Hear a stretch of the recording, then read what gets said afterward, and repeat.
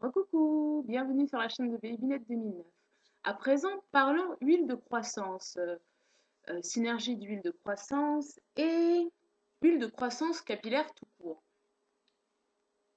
Voici mes deux huiles de croissance préférées. Alors ici, vous avez la synergie d'huile capillaire de noir au naturel. Et là, vous avez l'huile capillaire de croissance des secrets de Loli. Alors pour l'instant, celle que j'ai le plus utilisée, c'est l'huile de croissance capillaire des secrets de Loli. Donc j'ai terminé mes deux, mon premier petit contenant que j'avais eu dans le coffret kit spécial Noël. Puis la deuxième grande bouteille que j'avais achetée pour ma propre consommation, on va dire dans la durabilité. Et là, dernièrement, au mois de mars, à la Natural Hair Academy, donc j'ai craqué pour mes deux produits préférés de la marque Loli, donc le lait capillaire smoothie qui est terminé, voilà, il n'y a plus que de la mousse, et l'huile capillaire de croissance. Donc j'ai craqué pour l'huile capillaire de croissance surtout parce que j'ai bien aimé le fait que voilà, qu'il y ait ce petit embout là pour pouvoir s'en appliquer directement sur le cuir chevelu, chose qui manquait sur l'ancien packaging. Donc voilà, bon, mon lait capillaire smoothie, litchi et mûr. Vous savez déjà à quel point je suis complètement fanat de ce truc. Mais bon, c'est terminé. Faut savoir passer à autre chose, hein. Alors, l'huile capillaire de croissance, je vais vous donner juste un fait. Quand vous avez plein de petits résidus, soit de gel ou d'autres produits sur la tête, vous avez plein de petites pellicules, quand vous faites ça, rien que quand vous tapez comme ça et que vous voyez, il y a des petites particules qui tombent. L'huile capillaire de croissance. Alors, j'en mets là comme ça.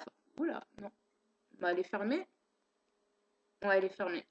J'en mets bien, surtout, enfin, j'en mets pas sur toute la tête. Surtout, enfin, le fait que, on va dire la coiffure que je me fais le plus souvent, désolée, j'ai un peu du mal à parler là. Le fait que je fasse tout le temps presque, le fait que je fasse presque tout le temps cette coiffure, ben, fait que je mets souvent du gel là sur le devant. Et donc, on va dire que en fin de semaine, il m'arrive d'avoir des petits résidus ou des petites pellicules sur le cuir chevelu. Alors, si par exemple j'ai pas envie de faire de shampoing pendant la semaine, je prends mon huile de croissance, je m'en mets là, je masse bien, et tous les petits résidus, toutes les petites pellicules disparaissent, et on est sauvé pour un certain temps, parce qu'après, il faut quand même faire son shampoing. Donc en termes de croissance, bah, il est vrai que chacun a sa moyenne, enfin chacun a son rythme de croissance des cheveux, mais moi je sais pas si c'est psychologique ou pas, mais c'est vrai que c'est des choses, peut-être qu'il faudrait faire suivre par je sais pas moi, un laboratoire d'études qui vous suit pendant quelques mois pour voir d'un côté votre rythme de croissance régulier et de l'autre les additifs, ou en tout cas les activateurs de la croissance. Mais en tout cas, moi, dans ma manière d'utiliser cette huile, je vous l'ai déjà présentée. Donc, j'ai mon espèce d'araignée bizarre. D'abord, je mets mon huile de croissance uniquement sur le cuir chevelu. Pendant mes bains d'huile, je prends mon araignée et je me fais mon massage comme ça. Donc voilà, c'est comme ça que j'utilise cette huile de croissance. Ces derniers temps, je ne l'ai pas beaucoup utilisée. Est-ce que c'est pour ça aussi que j'ai perdu du volume?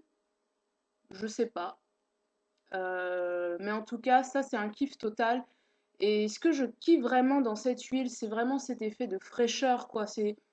Vous avez cette sensation que votre cuir chevelu respire, enfin, qu'il est frais, ça chauffe un petit peu. Ben, on le ressent pas vraiment parce qu'on a plus cet effet de fraîcheur dû à la menthe poivrée, je crois. Mais quand on met la main sur le cuir chevelu, on sent que ça chauffe, quoi. Donc forcément, ben, si vous faites un massage, avec la chaleur et tout, les vaisseaux doivent être dilatés, je pense, et le sang doit circuler dans la tête. Maintenant, peut-être que pour voir les effets, il faudrait, comme la Jamaican Black Castor Oil, l'huile de ricin, l'huile de carapate, il faut vraiment enfin, l'utiliser dans une période prolongée et sous un rythme vraiment régulier, c'est-à-dire par exemple tous les soirs, ou ouais, vraiment tous les soirs, ouais, tous les soirs.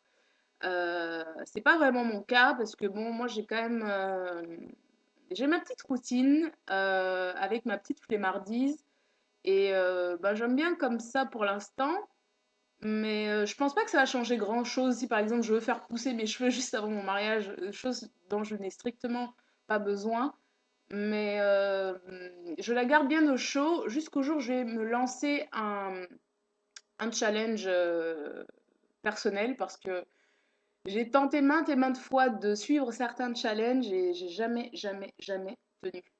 Alors pour l'huile, la synergie d'huile capillaire de noir au naturel, alors elles ont une petite différence de couleur. Celle de noir au naturel est un peu plus jaune et celle des secrets de Loli est un peu plus verte. Celle de noir au naturel aussi, je l'aime beaucoup. Par contre, je pense pas que je vais l'utiliser de la même manière que celle-là.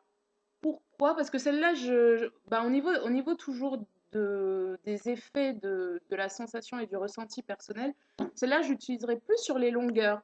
C'est-à-dire que celle-là, je l'incorporerai plus dans mes bains d'huile. Et vraiment, enfin, je sais pas, je m'attacherai plus à celle-là pour vraiment les longueurs parce qu'elle a vraiment des propriétés pour réparer la fibre capillaire. Parce que moi, en ce moment, je sais que j'ai des pointes et certains endroits pas mal abîmés entre les nœuds quand je tirais. Ouais, je sais, il faut pas faire ça. Arracher, des fois, vous avez des petits nœuds, vous n'avez pas cette, comment dire, cette patience de tout démêler et tout et tout. Moi, des fois, j'arrachais carrément mes nœuds. Des fois, je vois un nœud. Ah, je sais, il faut pas faire et j'ai arrêté de le faire. Et s'il vous plaît, les filles, ne le faites pas. Donc celle-là, pour les longueurs, elle répare vraiment la fibre capillaire.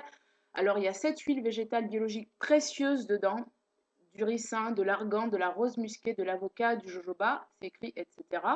Et en huile essentielle, il y a de l'huile essentielle de santal. J'adore cette huile essentielle. Huile essentielle qu'il y a également dans le savon orange de Medimix pour le visage, anti-tache, qui marche super bien. L'huile d'ylang-ylang de bois de rose, et c'est tout. Et j'adore, j'adore, j'adore.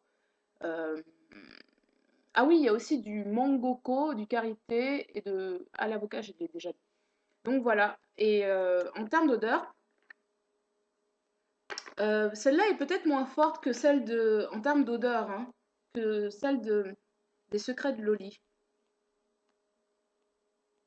Donc, à la base, pourquoi est-ce que j'ai les deux? Celle-là, je voulais l'offrir enfin, à ma maman pour qu'elle puisse s'occuper des cheveux de ma petite sœur parce que moi, enfin, j'ai pas mal de produits que j'ai offerts à mes sœurs, à ma cousine et à ma petite sœur et à ma maman. Oui, j'ai deux petites sœurs, donc des fois, désolée si vous vous embrouillez un petit peu, je précise pas lesquelles. La toute, toute, toute petite Annabelle. Donc voilà, donc au final, j'ai oublié de donner ça à ma maman, mais je vais la garder pour moi parce que j'aime beaucoup ce genre de produits, quoi. J'aime beaucoup. Je sais pas, ces espèces de sérum, de mélange, d'explosion de, de saveurs. Je sais pas. Ça, c'est vraiment le top one de mes produits pour les cheveux. Donc voilà, je ne vais pas faire de comparaison entre les deux parce que j'adore les deux. Et comme d'hab, bah, je ne suis pas la mieux placée pour les comparer parce que je les utilise en même temps, donc je peux pas voir encore les différences et j'ai pas envie de toute manière. Donc voilà. Donc, j'espère que cette vidéo vous a plu et si vous avez des questions, n'hésitez pas et je reviens très prochainement. Salut!